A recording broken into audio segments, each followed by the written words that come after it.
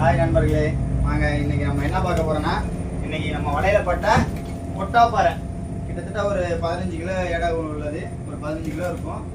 இதை வந்து நம்ம ஐஸ் எப்படி வைக்கிறதுன்னு சொல்லிட்டு ஐஸ் பொட்டி உள்ள பார்க்க போறோம். பாருங்க, அது கூட இதெல்லாம் இருந்த மீன் ஒரு பாடுபட்டது.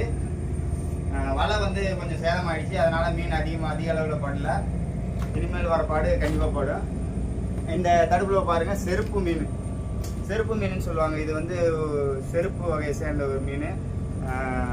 அடுத்து இதுக்கு பேர் செப்ளி மீன் சொல்லுவாங்க.